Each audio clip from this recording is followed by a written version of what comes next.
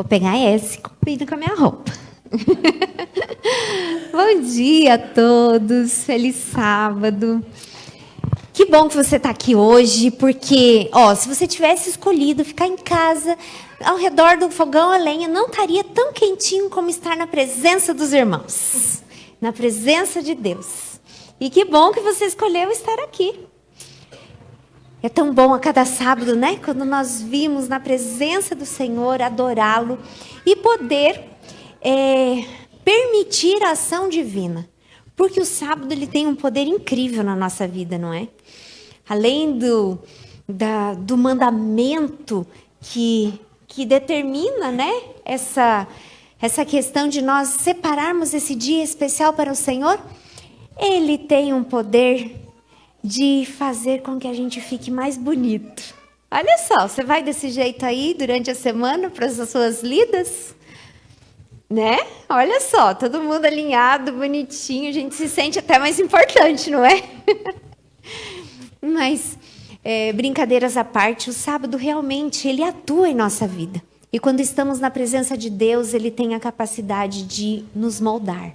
Nós damos autorização para ele continuar o processo de santificação.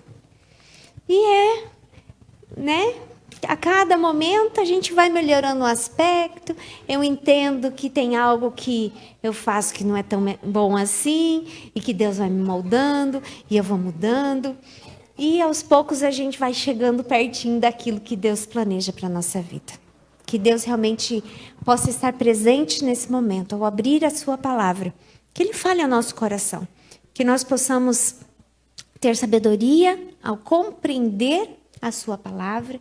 Que nós possamos ter humildade em aceitar os seus conselhos. E força para praticar a cada dia.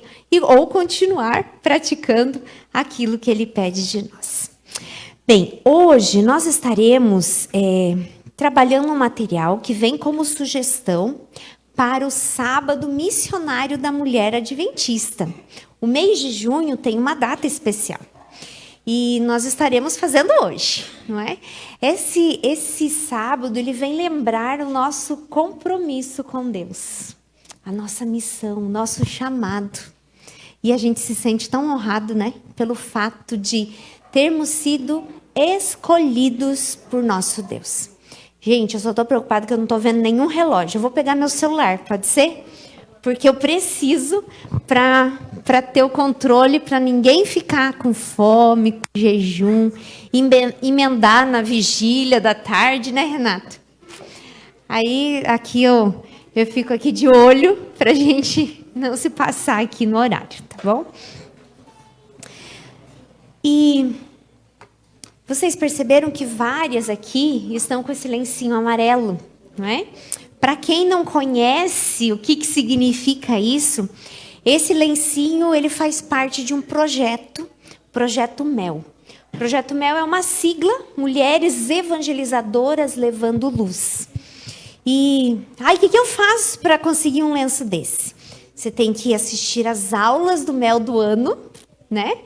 E dizer sim para Jesus, eu quero ser missionária. Aí pronto, participar, né? Hoje à tarde vai ter ali do Bom Retiro, Boa Vista do Guilherme. Eu já estava misturando o nome de duas igrejas aqui, ó.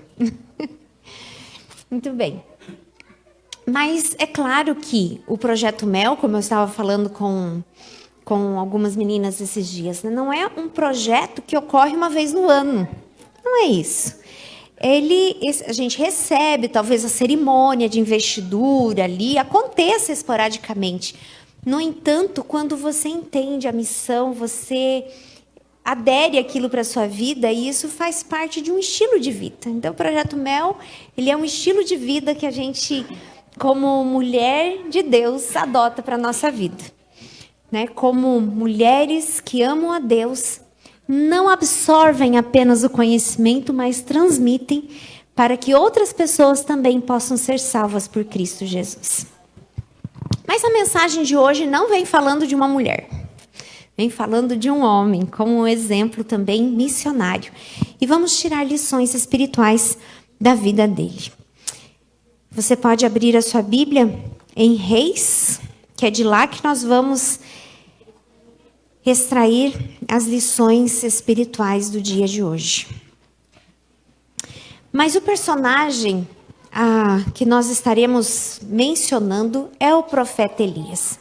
O profeta Elias, um homem simples, um homem que vivia, né, uma vida comum, como eu e você. No entanto, o que ele não tinha de comum era a sua convicção com as verdades de Deus, o seu compromisso com essa missão, e com ousadia ele cumpria aquilo que Deus tinha pedido para ele fazer. E mesmo sendo uma pessoa simples, sem posses, imperfeito, ele ousou fazer coisas grandiosas em nome do Senhor dos Exércitos. Ele compreendia que ele era um instrumento que Deus desejou usar para falar, para intervir, mas a missão de Elias era restaurar a verdade. Ele se levantou em um mundo, num período da história, onde as verdades estavam, né, sendo pisadas, onde o povo não estava vivendo essa verdade. E ele se levantou, sim, para falar o que era verdade e para chamar o povo para viver essa verdade. E na história de Elias, nós entendemos que a adoração é submissão completa à vontade de Deus. Porque existem muitos conceitos, que a adoração é do meu jeito, é o que eu penso, o que eu acho, Deus aceita tudo. Deus, ele ama todos, mas ele não aceita tudo. Entendem a diferença? E quando nós adoramos verdadeiramente a Deus, nós estamos completamente submissos à sua vontade. E na história desse profeta nós entendemos isso. Antes de ler o texto bíblico, eu gostaria de ler um comentário que está lá no livro Profetas e Reis, a respeito de Elias. Quem era ele? Qual era a sua atitude? Diz assim, ó. Ele era confiante no propósito de Deus de preparar diante dele o caminho e dar-lhe abundante sucesso. A palavra de fé e poder estava em seus lábios e toda a sua vida estava devotada à obra de reforma. Sua voz era a de quem clama no deserto para repreender o pecado e fazer refluir a maré do mal. E conquanto viesse ao povo como reprovador do pecado, sua mensagem oferecia o bálsamo de Gileade a toda alma enferma do pecado que desejasse ser curada. Esse é o comentário, né, a respeito da pessoa dele. E aí tem tudo a ver com o significado do seu nome, que quer dizer Senhor é o meu Deus. Ele não tinha apenas isso como um simbolismo do seu nome, mas algo prático na sua vida. Ele realmente confiava nesse Deus. E então, 1 Reis, capítulo 17, nós começamos a ver um pouquinho mais daquilo que a gente vai estar estudando, né, nesses próximos minutos. Destacando 3 características específicas da vida dele. A confiança na palavra, a certeza da providência e a proclamação da verdade. 3 aspectos que Elias realizou. 1 Reis 17, verso 1. Só para a gente relembrar, a gente não vai ler o capítulo todo, nós lembramos do incidente, mas para a gente refrescar aqui a memória, tá? Então Elias, o tesbita, nos moradores de Gileade, disse a Acabe: tão certo quanto vive o Senhor, Deus de Israel, perante cuja face estou, nem orvalho, nem chuva haverá nestes anos, segundo a minha palavra. Vamos pensar aqui um pouquinho. Elias tinha grandes posses, era uma pessoa de referência, assim, alguém importante na questão política daquela nação? Não. E Acabe, quem era esse cidadão? Quem? O rei. Olha aí, a gente já começa a ver a ousadia, não é? de um homem simples, comum da sociedade, ir perante um rei com uma mensagem ousada. Essa mensagem tinha por trás a repreensão de uma adoração ao falso Deus. O povo tinha se desviado da verdadeira adoração. O povo tinha deixado o Deus do céu e agora estavam adorando o Deus Baal. E segundo a concepção deles, o Deus Baal, ele é quem providenciava a chuva. O Deus Baal era o Deus da geografia, quem cuidava do aspecto físico e providenciava, de certa forma, com essa provisão, os alimentos. E aí essa repreensão, essa determinação de Elias veio justamente mostrar que o Baal, que eles acreditavam que era tão poderoso, que providenciava tanta coisa, não era de nada. E que quem provia realmente a chuva e toda a questão climática favorável para que eles tivessem o seu alimento, era o Deus do céu. E ele então repreende e fala assim, enquanto o povo não reconhecer, o Deus do céu vai ficar sem chuva. Gente, chuva demais é um estrago. A gente sabe muito bem e viveu, não faz muito tempo, uma situação dessa. Mas seca também é terrível. Os extremos são horríveis, não é? E aquela terra sofreu grandemente aquela estiagem. Mas o Deus tão amoroso, cuidadoso, ele esteve dando força, ousadia para o seu servo, porque tem que ter coragem, né, gente? Vai lá, entra num... Você tem coragem ali? Sei lá, carazinho. E lá, é prefeito ou prefeita aqui? Prefeito. Ir lá e falar assim, ô prefeito, o que tem de errado aqui? Fala só uma coisinha. Uma coisinha, mas um erro assim, digamos, que tem a ver com Deus, assim, que... Nada. Então só fala qualquer coisa aí, de ruim. Uma coisinha. Nossa, eu tô achando que é perfeita essa cidade. Não tem nada de errado. Vocês estão todos satisfeitos. Cidadãos assim, ó, super satisfeitos com a cidade. Como? Recolhimento de entulhos. Então tá.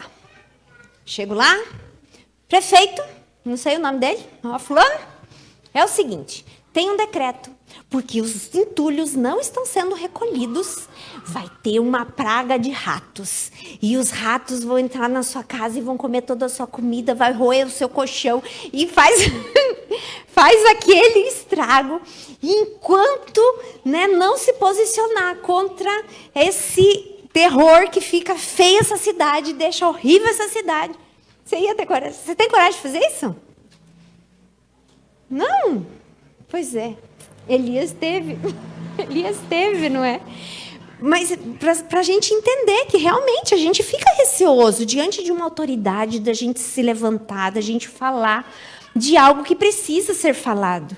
E aqui a gente falou de uma coisa comum, questão questão sanitária, questão de beleza, de estética da cidade.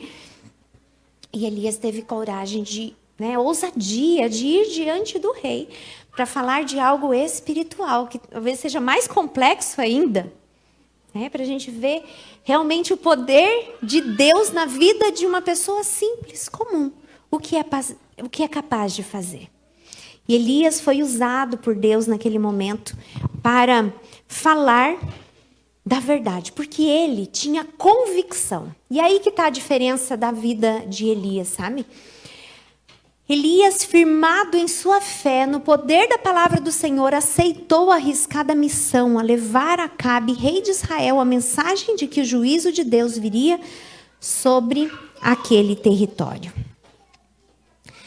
Nós não podemos, de forma alguma, cumprir o propósito de Deus se não estivermos embasados na sua palavra. A nossa mensagem não é no eu acho, no o que eu quero, mas é no assim diz o Senhor. E essa convicção de Elias trazia para ele essa segurança. Não vinha dele, não era da imaginação dele, dos sentimentos dele. Ele estava bem alicerçado. Então ele ia com autoridade, ele realmente se posicionava mesmo diante das autoridades. Quando nós não nos alicerçamos no assim diz o Senhor, nós estamos fundamentando a nossa mensagem como se fosse lá, sabe aquela história de Mateus da casa construída sobre areia, que não tem fundamento, não é? E aqui o profeta de Israel aceitou sem reservas a autoridade do Senhor, compreendendo que sua palavra trazia vontade divina em sua relação ao povo que estava em declínio espiritual. E aqui eu vejo uma lição para nós. Ser cristão é aceitar tudo que Deus quer para a nossa vida. E não ser seletivo. Essa mensagem é legal. Essa eu aceito. Essa eu vivo. Essa eu abraço. Mas essa não é para mim. Elias, ele se entregou por completo. Era a mensagem de Deus? Então, eu vou viver, eu vou anunciar, eu vou confiar nessa palavra, eu vou anunciar. E aí, vem um questionamento aqui na mensagem. Como que está a nossa percepção? E eu gostei dessa colocação aqui, ó. No último ali, você tem mantido um relacionamento sólido com ele a ponto de identificar o vocabulário do céu? Eu achei interessante essa expressão colocada. Porque quando a gente está bem familiarizado com Deus, quando está ali realmente embasado na palavra, a gente tem condições de distinguir o erro da verdade. Porque a verdade nem sempre é tão romântica. É dura, né? É dura de ser vivida muitas vezes, exige de nós muita entrega. Mas tem muita mensagem bonita misturada com essa verdade que é mais romântica. Aí é mais fácil da gente aceitar para a nossa vida, viver dessa forma. Mas quando nós estamos familiarizados com a mensagem de Deus, nós percebemos diante de algo que é apresentado para nós, se vem de fato do céu ou não. E aqui eu achei interessante essa imagem, que ela nos ensina muito. Porque tem muita gente no nosso país, porque a gente sabe que existem países que Deus não está presente. Não é comum as pessoas crerem em Deus. Mas nós vivemos num país cristão, melhor dizendo. Então, é comum, né, as pessoas crerem em Deus. Então, crer em Deus, amar a Deus, é uma multidão. E o caminho é largo. Agora, obedecer a Deus, aí a coisa começa a ficar mais difícil. O caminho é mais estreito, né? Tem mais dificuldades a serem enfrentadas. E o número de pessoas não é tão grande assim também, não. Vai selecionando realmente, né? Aqueles que realmente se entregam. E Elias foi um desses. Agora, Elias tinha certeza da providência de Deus. E assim que ele proferiu essas palavras, esse decreto de que teria essa estiagem, logicamente que ele seria perseguido. E ele também sofreria, porque ele estaria no mesmo ambiente, no mesmo lugar, debaixo do mesmo céu que os outros. Mas Deus o levou para um lugar onde ele teria, por pelo menos um tempo, o básico para a sua sobrevivência. E o primeiro local, primeiro destino que Deus o colocou está aqui, ó. Verso 3 diz assim: retira-te daqui, vai para o lado oriental e esconde-te junto à torrente de Querite, fronteira ao Jordão. Beberás da torrente e ordenei aos corvos que ali mesmo te sustentem. Gente, ai, a gente é tão assim, né? Eu fico pensando na comida, e tem que estar bem temperadinha, e tem que ser isso, e tem que ser aquilo. Agora, imagina você ter que ser alimentado por aquilo que o corvo te traz para comer. Ai, da onde que vem essa comida? Socorro! Não é? Gente, mas foi assim que aquele homem de Deus sobreviveu a esses momentos difíceis. Tinha água do rio, né? Então, sede ele não passou naquele período. E não era um biscoitinho, parece aquelas que vem no pacotinho, né? A imagem que foi colocada ali não era desse jeito, não. Mas, né, era pão e carne que trazia todos os dias. Que carne era essa? Socorro, não sei. É melhor nem pensar muito se o corvo estava trazendo, gente. Mas ele sobreviveu, né? Aí esse período não passou fome, não passou sede. Ele tinha o básico. Mas a sede, a seca se prolongou e aquele rio que o sustentava também secou. E agora Deus traz um outro recurso, uma outra providência para o seu servo. E a partir do verso 8, a gente vê então o que aconteceu. Então lhe veio a palavra do Senhor dizendo: dispõe-te e vai a Sarepta, que pertence a Sidom, e demora-te ali, onde ordenei a uma mulher viúva que te dê comida. Gente, podia ter mandado uma ricaça, né? Que tinha comida de sobra. Mas vai para uma viúva. E a gente sabe muito bem. Olha aqui no verso 12. Olha a resposta dela quando ele pediu, né? Só para a gente lembrar qual era a condição dessa mulher. Porém, ela respondeu: tão certo como vive o Senhor teu Deus, nada tenho cozido. Há somente um punhado de farinha numa panela e um pouco de azeite numa botija. E vês aqui, apanhei 2 cavacos e vou preparar esse resto de comida para mim e para o meu filho. Comê-lo-emos e morreremos. E aí essa mulher, viúva, que só tinha esse restinho do restinho, ela faz esse restinho do restinho para dar para o profeta. E aí, quem tem filhos aqui? Renata. Chega lá o profeta na sua casa, Renata. Aí você fala assim: eu só tenho um restinho. A Manu, a Mel e a Mariana. Só. Talvez nem dê para eu comer. Só para elas. Aí você não vai dar para a Mel. A Mel não vai comer naquele dia. A Mel vai ficar olhando o profeta comer. Manu, esquece. Né? É o profeta que vai comer. Gente, quando a gente se coloca no lugar, a gente vê quão deficiente é a nossa fé, né? Assim, ai, não sei se eu ia fazer mesmo que ela fez. Mas ela fez. E a gente sabe o que aconteceu com a vida dela.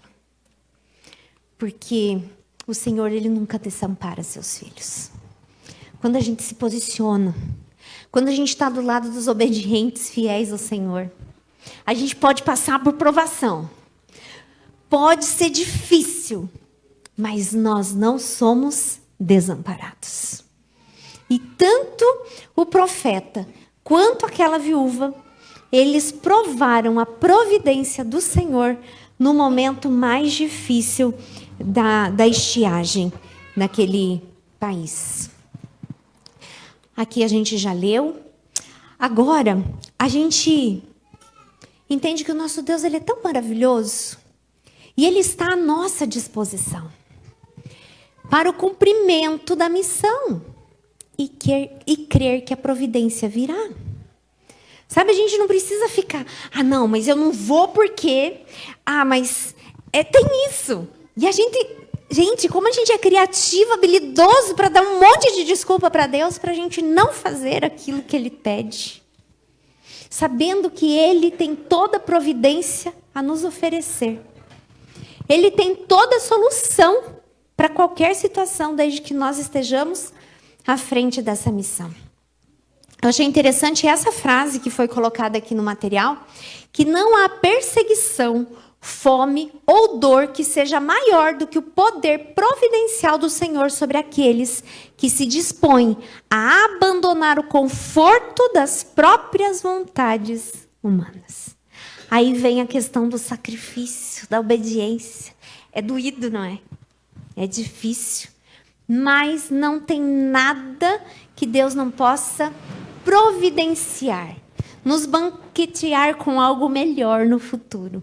Quando nós estamos dispostos a cumprir o seu desejo na nossa vida, não é? Agora, nem sempre é fácil. Nós já comentamos isso. E nessa mesma experiência, nós vimos algo terrível acontecendo com alguém que foi super bondoso, super obediente e que fez algo que talvez eu não faria, que é dar a comida do meu filho para um profeta. E aí, o filho dessa mulher fica tremendamente doente. E o que acontece com ele? Morre. Aí ela assim, poxa, que mal que eu fiz, não é? E ela questiona. E, gente, quantas vezes a gente também faz isso, não é? Ai, Senhor, eu não estou fazendo tudo tão certinho. Por que eu estou doente?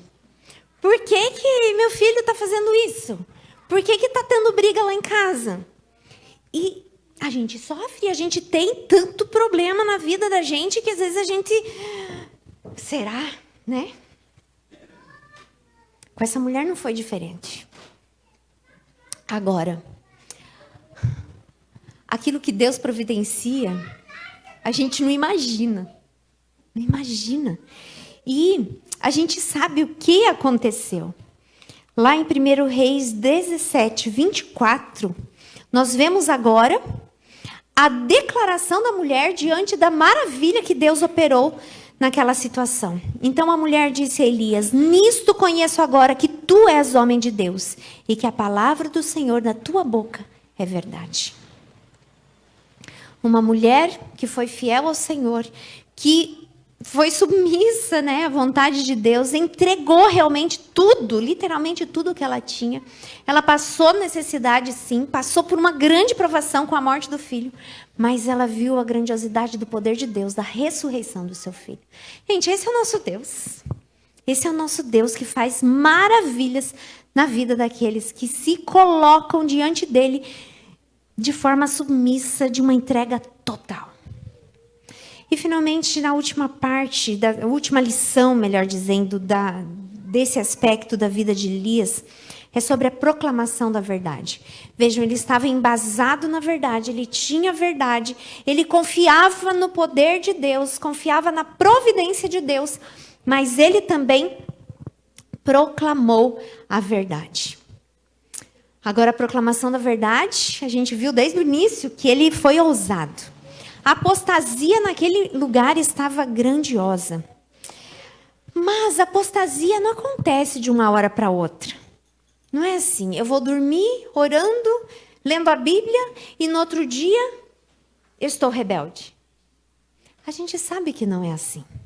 É aos pouquinhos. Eu vou deixando, vou me afastando. Né? Aquele momento que era tão especial na minha vida, na presença de Deus, de leitura, de devoção, de oração. Aí eu vou diminuindo o tempo. Aí tem muita coisa para fazer, eu vou deixando de lado. Mas daí, pulou um dia, daí me dá, né? Fico mal porque eu não estive na presença de Deus. Mas de repente, no outro dia eu nem me incomodo, daqui a pouco eu esqueço disso. E aí, como eu não estou constantemente relembrando aquilo que Deus quer de mim, aí, facilmente, aquilo que está ao meu redor, eu absorvo como sendo correto. E eu vou vivendo, e eu vou afastando, né, aos poucos daquilo que Deus deseja para a minha vida. E isso aconteceu com o povo de Israel. Geração após geração foi abandonando uma coisa, foi abandonando outra.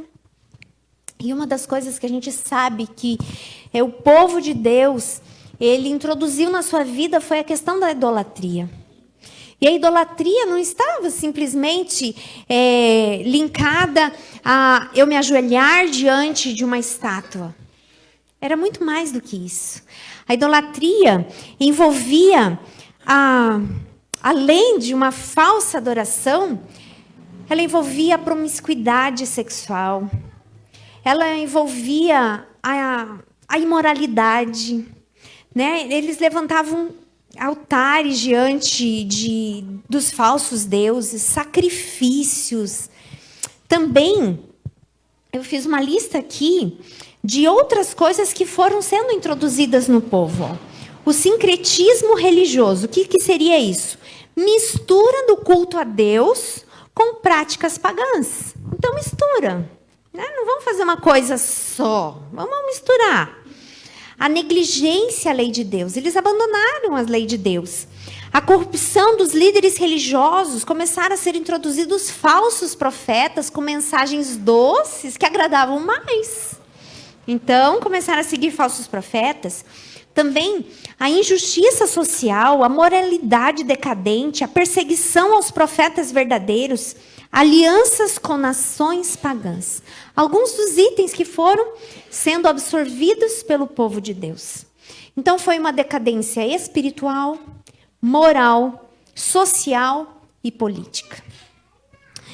E aí vem, no capítulo 18, aí vem Elias, volta lá para Acabe. E agora, não é para dizer que não vai mais chover, porque já não tinha chovido, fazia 3 anos. Ele estava assim, uma secura terrível. Ele falou assim, olha, agora eu convoco, então vem todos esses falsos profetas aí, vamos lá, diante do Monte Carmelo. E o povo vai reconhecer o Deus verdadeiro. E aí ele intimou o rei a estar diante de Deus naquele momento que também é conhecido, não vamos entrar nos detalhes. Mas sabe, um dos grandes erros e que acabou favorecendo, né, a entrada mais intensa dos pecados diante do povo foi o fato de Acabe ter escolhido Jezabel como esposa. Quem era essa mulher? Eu lembrei de algo agora. Eu estudei internato, não é? E tinha uma colega do meu quarto que ela gostava de passar uns negocinhos vermelhos assim no rosto, né? Aí cada vez que ela ia usar, ela falava assim, eu vou pegar meu Jezabel. Aí lembrei disso. Lembrei disso agora. Porque realmente Jezabel ela é tida realmente como uma mulher muito vaidosa. Inclusive, um dos textos bíblicos que fala sobre maquiagem exagerada, aquela coisa assim, sedutora, está envolvendo Jezabel. Que ela pintou os olhos para se encontrar com Jeú e ela tinha segundas intenções. Não era simplesmente para ter uma boa apresentação, para dar uma disfarçadinha, né? Não, ela tinha segundas intenções com aquela maquiada dela. E Jezabel, ela tinha alguns costumes e comportamentos. Ela era controladora, manipuladora, e a gente vê ela controlando o pobre coitado do Acabe, não é? Outra questão, ela era idólatra, perversa, e na verdade era uma sacerdotisa de Baal, gente. Imagina! Um rei que governava o povo de Deus escolhe uma sacerdotisa de Baal. E se ela era uma sacerdotisa, provavelmente era uma prostituta lá naqueles templos. Por quê? No templo de Baal tinha prostitutas e prostitutos. E o culto a Baal era totalmente envolvido a sensualidade, a promiscuidade, atos terríveis, não é? E ela desafiava Deus, tinha uma influência maligna. E diante, né, dessa má escolha do casamento, o povo decaiu mais ainda. E aqui, o texto vem falando de algo que esse casamento ele traz como lição para nós. Não há como adorar, seguir ou servir as dois senhores. Ou a gente está de um lado ou está do outro. Ou a gente é de Deus ou está do lado do inimigo. Ou a gente escolhe adorar, seguir a Deus ou não. Não somos adoradores dele. Outra questão é que Deus não divide a sua adoração com ninguém. Eu tinha pulado essa questão aqui, que também nossa maneira de apresentar mostra quem nós escolhemos adorar na nossa vida. E tem um texto, não está aparecendo completo aqui, né?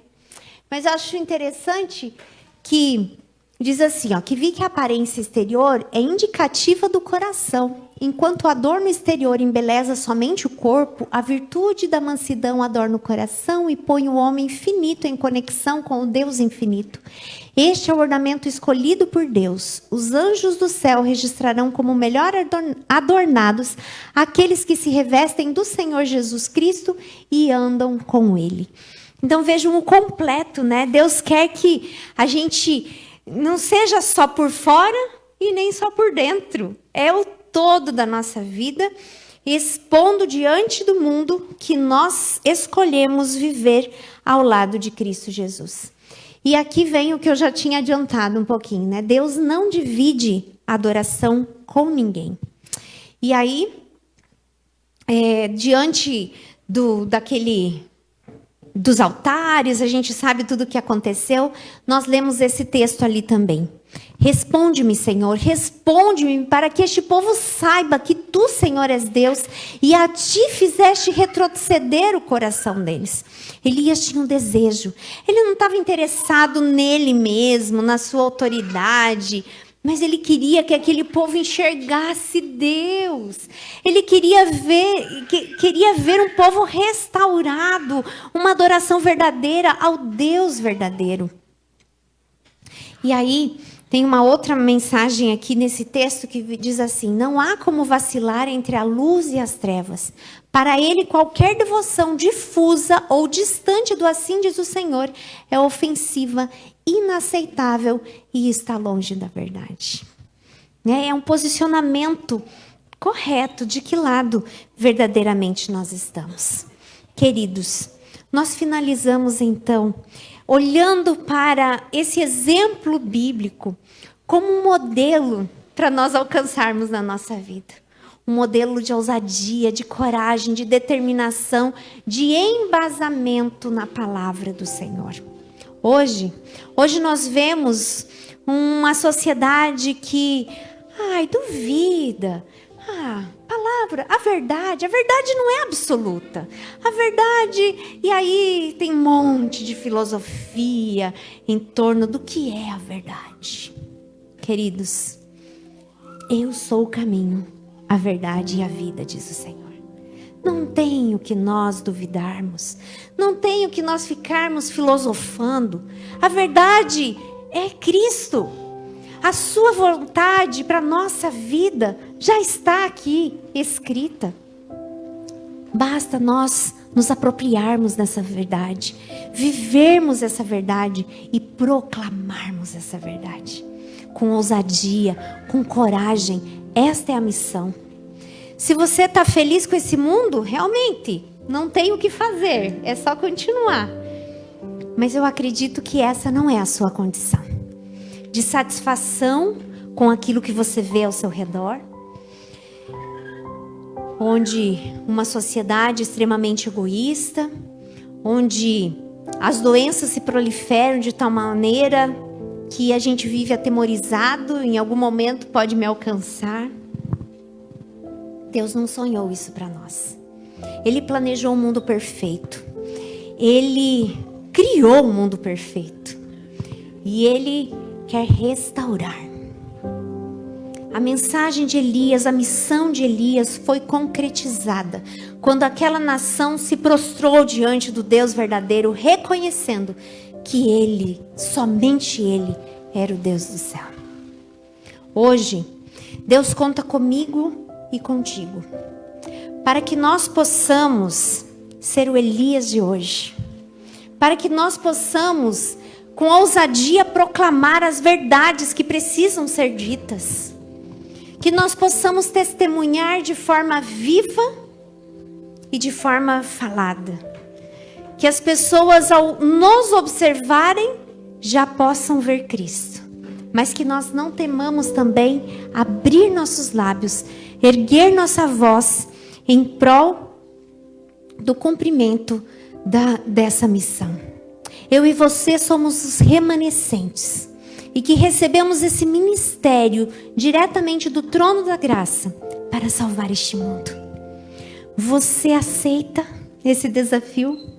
Você se levanta com ousadia, certo, nas providências divinas, que em qualquer situação que você se posicionar ao lado da verdade, o Senhor vai te alcançar, te dando a providência necessária, te acolhendo, te amando e te usando poderosamente para salvar alguém.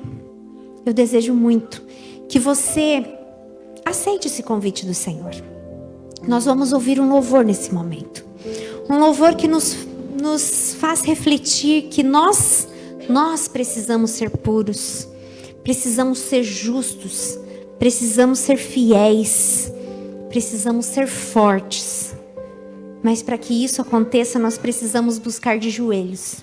Porque tudo isso não acontece por forças humanas. Nós precisamos do poder de Deus agindo em nossa vida.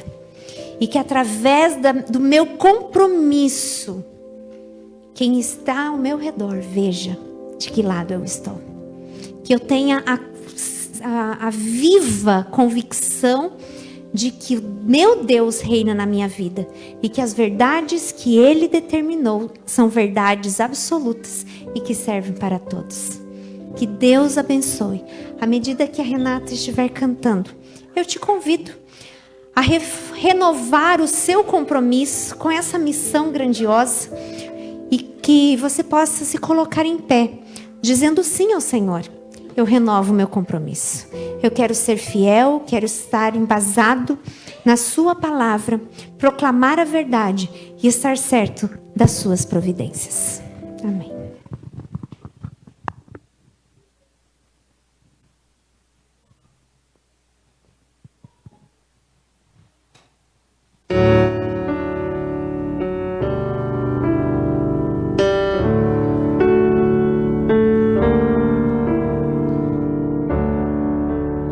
Ser puro, pois há quem creia em mim. Preciso ser justo, fiel até o fim. São tantos olhares tentando encontrar em meus próprios passos caminho para o lar. Preciso ser forte, pois muito ao que enfrentar. Buscar de joelhos poder para andar. São tantos pesares e o mal a rodear, que nada no mundo desvie o meu olhar. Meus lábios são teus, são tuas as minhas mãos, meus pés onde queiras, ali estarão. E que ao meu redor conheçam o Deus a quem sirvo e saibam que vivo meus dias inteiros pra ti. Meu sonho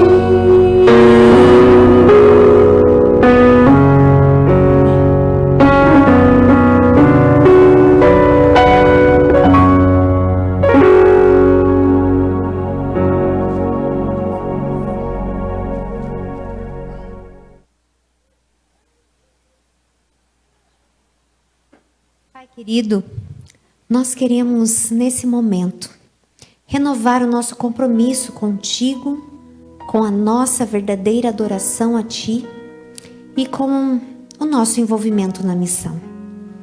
Nós entendemos, ó Deus, que a verdadeira adoração é entrega total, é submissão completa à Sua vontade. E nós pedimos, ó Deus, que o Senhor age em nossa vida, tirando o nosso orgulho, a nossa resistência em cumprir de forma plena a Sua vontade na nossa vida. Ó Deus, que possamos ser puros, que possamos amar a Sua verdade, viver a Sua verdade, proclamar a Sua verdade com ousadia, com poder, e que possamos, ó Deus, trazer uma multidão aos pés de Cristo. Que possamos salvar lá dentro de casa, salvar os nossos vizinhos, salvar os nossos colegas, seja da escola, do trabalho. Senhor, que cada oportunidade que o Senhor colocar em nossas vidas sejam bem aproveitadas para testemunhar quem Tu és. Que nós possamos levar muitas pessoas a reconhecer quem é o Deus verdadeiro. Derrama Seu poder, Sua bênção sobre esta igreja. Cuida de nós também durante esta tarde, que possamos continuar na Tua presença e permitir a Sua ação completa no nosso viver. Em nome de Jesus. Amém.